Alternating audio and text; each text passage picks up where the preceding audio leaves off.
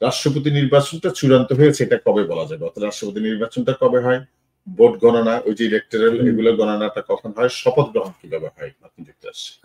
ইলেক্টররা বা electoral college ওনারা 50টা রাজ্য থেকেই প্রত্যেকে তার নিজস্ব রাজ্যের কেন্দ্রে বা যেখানে ভোট নেওয়া হবে, এটা secretary of the state secretary, যিনি মুখ্যমন্ত্রী বলতে পারি আমরা, উনি ঠিক করে দেন, কারণ উনি এটার ভোট কন্ডাক্ট করেন। আচ্ছা, সো এনিওয়ে, এই ভোটের দিনটা হলো 50টা রাজ্যে একই দিনে হয়, ডিসেম্বর মাসের দ্বিতীয় বুধবারের পরের মঙ্গলবার।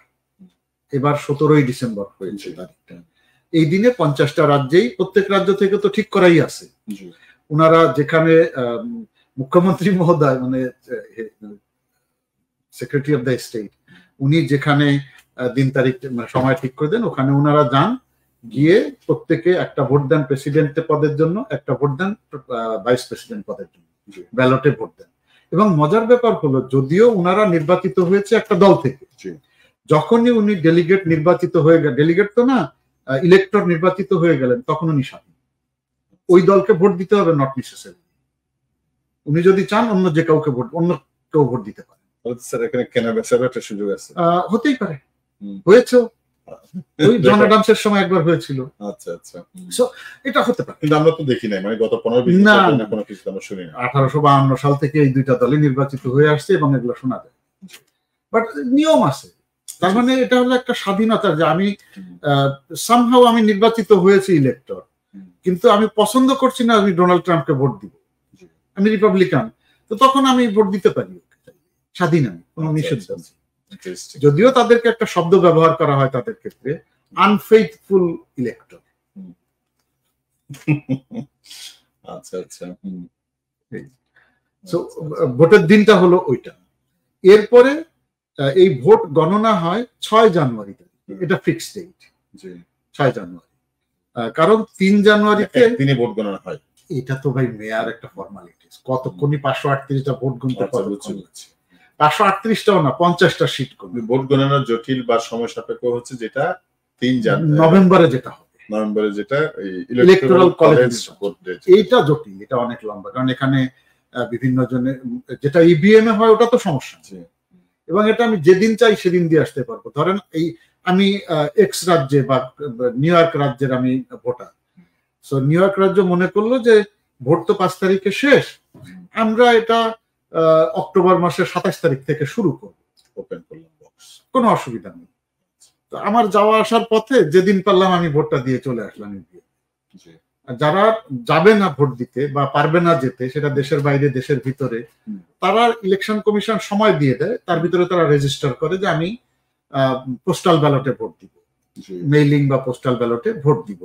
তো তাদের কাছে নির্দিষ্ট সময়ে ব্যালট চলে আসে 50 ইনভেলপ সহ, উনারা ভোট দিয়ে ওটা ডাক বাক্সে নির্দিষ্ট তারিখ দিয়ে দেওয়া হয় যে তুমি লাস্ট এই তারিখের মধ্যে এটাকে পোস্ট করবে। তো উনি ভোট দিয়ে ওনার বাড়ির কাছে যে পোস্ট অফিস আছে বা ডাক বাক্স আছে ফেলে দিলেন, কাজ শেষ। এই ভোট গুনতে সময় লাগে। কোন কোন রাজ্যে দেখি যে 5টা ভোট, 7টা ভোট, এগুলো কি কোনো ঐতিহ্য নাই? না, 5টা 7টা ভোট, সবচেয়ে ছোট তো হলো যে আপনার যেমন 3টা করে ইলেক্টর যে সমস্ত জায়গায় আছে, ওয়াশিংটন বা না, ওয়াশিংটন ইলেক্টর পায়, কিন্তু হ্যাঁ মানে হ্যাঁ ওয়াশিংটনের আছে, বাট ওয়াশিংটনে তো লোক বেশি। যেমন আপনার ওই যে রাশিয়ার কাছ থেকে যেটা কিনলো, ঠান্ডার জায়গা একেবারে, এই সমস্ত রাজ্যগুলোতে লোকজন অনেক কম, মানে ভোটার কম, বাট 3টা 5টা 7টার বিষয় না, ভোটার কম। রেড স্টেট এবং ব্লু স্টেট। আচ্ছা, রেড স্টেট হলো যেখানে রিপাবলিকানদের প্রাধান্য। এটা বোঝা যায় যে যেহেতু আমি কোন দলের সাপোর্টার, আমি এটা রেজিস্টার করে রেখেছি। তো এই রাজ্যে ধরেন ভোট হলো 100টা মোট, এই ভোটেরও কর্মকাহিনী আছে।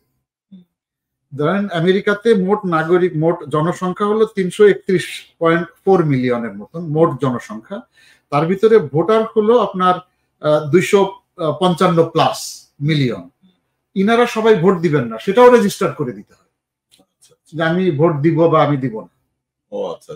তো এবার ভোট দিবেন যারা, ভোটার তো 255 million plus, 161 million plus vote দিবেন অর্ধেকের মতো, বলতে পারেন 255 প্রায় অর্ধেকের কাছাকাছি, জনসংখ্যার অর্ধেক ওনারা ভোট দিবেন।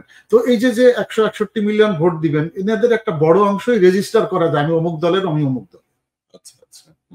তো রাজ্য তো দেখলেই, সিট দেখলেই বোঝা যায় যে কোন দলের কতজন ভোটার, প্রাধান্য কোথায়। তো যে সমস্ত রাজ্যে ডেমোক্রাটদের প্রাধান্য সেটাকে বলা হয় ব্লু স্টেট, যে সমস্ত রাজ্যে রিপাবলিকানদের প্রাধান্য সেটাকে বলা হয় রেড স্টেট, আর যেখানে বোঝা যায় না কিছু সেটাকে বলা হয় সুইং স্টেট। এই জন্য প্রেসিডেন্ট প্রার্থীরা সবাই এই সুইং স্টেটে দৌড়ায়, যেটা বোঝা যাচ্ছে না, ওরাই ডিসিশন মেকার, ফ্লোটিং ভোটার, ওরাই ডিসিশন মেকার। আমাদের দেশে যেমন আওয়ামী লীগ, বিএনপি তো নির্দিষ্ট সংখ্যা, তারা ফিক্স। আমরা যারা সাধারণ মানুষ, কোন দলের না, আমরা হইলাম ফ্যাক্টর। আমরা ওদেরকে নিশ্চয়তা রাখি, ওরা আমাদেরকে নিশ্চয়তা রাখি। ছুটির দিনে শপথ নেওয়া হয় কেন? ওদের শপথের দিন হলো, তার আগে হলো যে 3 তারিখ, 6 তারিখ এবং 20 তারিখ। 3 তারিখে যে একই সাথে আমেরিকাতে কোন রাজ্যের লোকজন 3টা ভোট দেয়, কোন রাজ্যের লোকজন 2টা ভোট দেয়। 2টা ভোট তো সবাই দেয়, যেহেতু একটা হলো প্রেসিডেন্ট আর একটা হলো হাউস সদস্য ভোট। আর 2 বছর পর পর 1/3 সিনেটরের পদ খালি হয়, ওই 1/3 ওই সময় নির্বাচন হয়। আচ্ছা, তো তার মানে এখানে 435 জন হাউস সদস্য এবং 33 বা 34 জন সিনেটর নির্বাচিত হলো। এই যে যারা খালি জায়গাটা পূরণ করার জন্য ওনারা জানুয়ারি 3 তারিখে শপথ নেন। শপথ নিলে তখন কংগ্রেস ফুল হলো। এরপরে 6 তারিখে ভোট গোনা হবে, এই 50টা রাজ্য থেকে ইনভেলপ চলে আসবে। তখন তো সব সিনেটর পরিপূর্ণ আছে, ফুল হয়ে গেছে, শপথ নিয়ে ফেলেছেন ওনারা।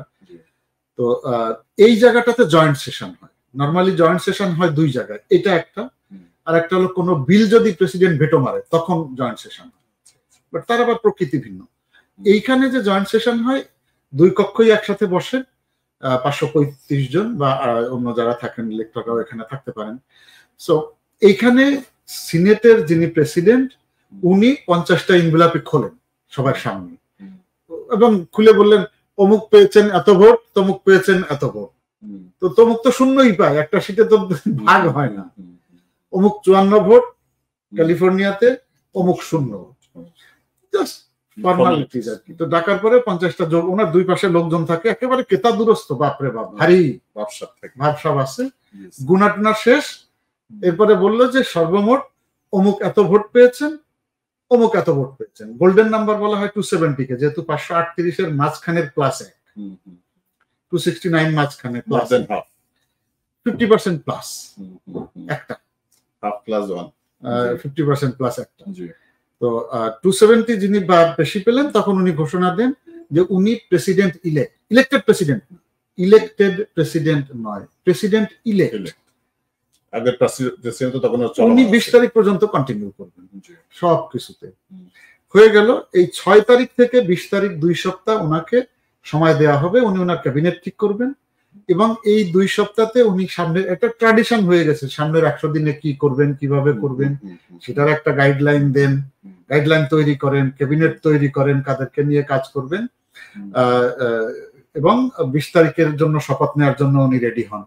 এবং এই 14 দিন বা 2 সপ্তাহে হোয়াইট হাউসে কি কি সিদ্ধান্ত হচ্ছে সমস্ত কিছুই চিফ সেক্রেটারি উনাকে জানান, যে আজকে প্রেসিডেন্ট এই সিদ্ধান্ত নিয়েছেন, এবং একটা কপিও উনাকে দিয়ে দেন, যাতে উনি এই 14 দিনের অ্যাক্টিভিটিস সম্পর্কে ধারণাটা রাখতে পারেন।